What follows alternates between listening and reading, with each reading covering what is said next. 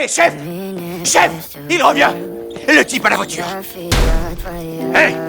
C'est vous le crétin qui se fiche de mon mot en se garant à ma place! Une bagnole toute neuve est garée sur la place de Boden. L'équipe s'imagine direct que le chef a changé de caisse. Mais Boden leur lâche que sa propre caisse est garée à 3 km de là. Chef, dans le coin, tout le monde sait que c'est votre emplacement. C'est le devoir sacré de tous les habitants de Chicago de respecter ses priorités.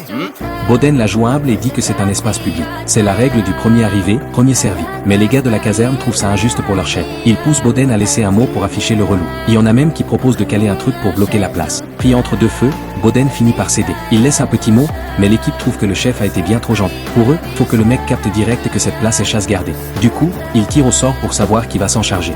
Qui tire la plus courte? Allez, voilà. Oh. Attends. C'est pas vrai.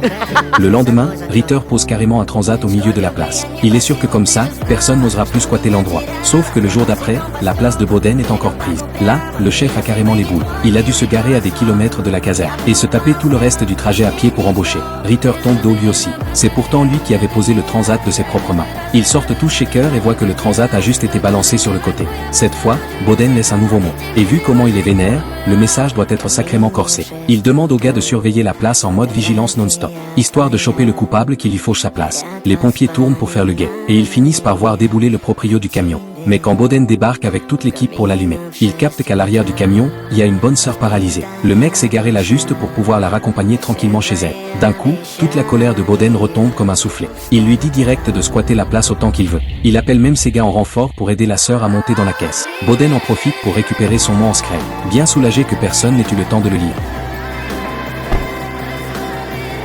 Dis notre Père et 15, je vous salue Marie, pour les saletés écrites sur ce torchon que vous avez déposé sur mon pare-brise. Oui, madame.